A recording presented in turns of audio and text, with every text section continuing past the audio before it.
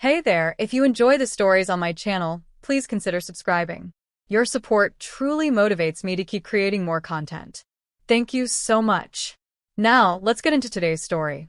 I was brushing my hair in front of the mirror when I heard the familiar ping of my phone. It was just past midnight. My husband, Marcus, had fallen asleep about an hour earlier, softly snoring beside me. I picked up my phone, already knowing exactly who it was.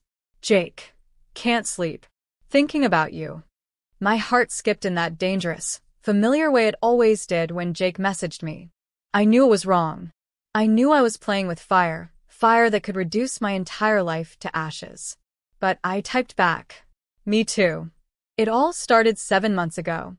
Jake was an old friend from college, someone I hadn't seen in years, until we bumped into each other at a professional networking event. We were both married. We both claimed we were happy. And we both lied. At first, it was harmless, just coffee, catching up, laughing about old times. But somewhere between the what-ifs and the late-night messages, it changed. Our meetings became more frequent, more private, more intense. He made me feel alive again, seen. Not just the mother of two. Not just Marcus's wife. Not just the woman who packed school lunches, folded laundry, and pretended not to notice her husband coming home later and later. Jake and I promised to keep things quiet. No social media. No overlapping circles. We were cautious. Discreet. Or so I thought until that photo. It was a Saturday afternoon. Marcus had begged me to come to a small barbecue one of his coworkers was hosting. I didn't want to, mainly because I had planned to see Jake that evening, but Marcus insisted. And for once, I felt a pang of guilt strong enough to cancel. When we arrived, I nearly choked. Jake was there, standing at the grill like he owned the place, beer in hand, laughing with Marcus. My mouth went dry. My first instinct was to turn around and run, but Marcus had already introduced me. Babe, this is Jake. Works in sales at my company. Just joined the team 2 months ago. 2 months ago. Jake didn't flinch. He shook my hand like we were strangers. Like we hadn't spent hours tangled up in each other's arms, whispering things we never told our spouses. I played along. What else could I do? We kept our distance that entire afternoon, only exchanging polite nods and the occasional, fleeting glance. But the real bomb didn't drop until the next day. I was in the kitchen when Marcus called out from the living room. Hey, the group photo from yesterday is up. I froze. What group photo? I asked, trying to keep my voice casual. You didn't see? It's on Facebook. Everyone's tagged. My stomach twisted as I walked over to look at his phone. There it was, a candid photo someone I later found out it was Marcus's coworker's wife had taken. Everyone was standing in the backyard, drinks raised, smiling. Jake was 2 people away from me. Marcus had tagged everyone. Including Jake. Including me. Including us. Within hours, mutual friends started commenting. Wait, is that Jake from college? Didn't you 2 date back then? Small world, huh? Panic hit me like a freight train. I called Jake immediately. What the hell is going on? I hissed. He sighed. I didn't know Marcus worked there until my first day. I thought it was just a weird coincidence and figured I'd ride it out. I didn't expect to see you at the barbecue. You could have warned me. I was going to, but I figured if we kept our distance, it would be fine. Fine. That word echoed in my mind like a taunt. Nothing was fine. That night, Marcus was strangely affectionate. You seemed off today, he said, wrapping his arms around me in bed. Everything okay? I nodded, forcing a smile.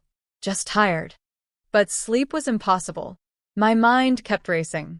What if someone connected the dots? What if Jake's wife saw the photo and recognized me from college? What if? Days passed. No fallout. No drama. No confrontation. I started to breathe again. Maybe we were safe. Then came the second tag. Marcus had created an entire photo album. New friends and good times. More pictures. In one of them I was laughing and Jake was looking at me. Not in a friendly way. Not like a coworker. In that way. I stared at the image for a long time, heart pounding. And that's when it hit me. Marcus knew. He wasn't tagging us out of excitement. He wasn't proud of his new coworker. He was setting a trap. I began replaying the last few months in my head. His sudden interest in having me attend company events. His oddly specific questions. The times he casually asked, "Let me see your phone real quick," even though he'd never cared before. He knew, and he wanted me to know that he knew. I tried to act normal, but the walls were closing in. Every time I saw Marcus with his phone, I was sure he was scrolling through our messages. Every time he looked at me, I wondered if this was the moment he'd confront me. 2 nights later, I cracked. "Marcus, is everything okay?" I asked, sitting on the edge of the bed. He looked up from his laptop and smiled. That smile was worse than a slap. "Yeah." "Everything's great." A pause. "Why?" "You seem nervous." I swallowed. "Just wondering." He turned back to the screen. "No need to be. You've always been good at keeping secrets." My blood ran cold. That was it. He wasn't hiding it anymore. I stood, my heart pounding. "What do you mean by that?" He looked up, calm, calculated. "You think I didn't recognize the way you two looked at each other in those photos?" He tilted his head. "I was just waiting to see how long you'd keep lying. No yelling. No accusations. Just the facts." "I hired someone," he continued. "Private investigator. After I saw your old text showing up on the phone bill, I got curious. He found everything. Pictures, videos, hotel check-ins. You want to see them?" I shook my head, numb. He leaned back in his chair. "Here's the deal. You tell the kids you're going to visit your sister for a bit. Then you leave, quietly. I'll take care of the divorce. You get nothing except your dignity if you play it smart." "You're blackmailing me?" I whispered. "I'm protecting myself." He smirked. "And trust me, if your little boyfriend's wife sees what I've got, he'll be protecting himself too." I packed that night. Told the kids I was going to help Aunt Sarah for a while. I left without another word. Jake called. I didn't answer. I found out later Marcus sent everything to Jake's wife anyway. They're separated now. She took the kids. He lost his job. I wish I could say I felt bad. But mostly I just felt stupid. Stupid for risking everything for someone who couldn't even warn me about the trap we were walking into. Stupid for thinking I was invisible. Because secrets always find their way into the light. And sometimes it only takes one tagged photo to burn your whole life to the ground.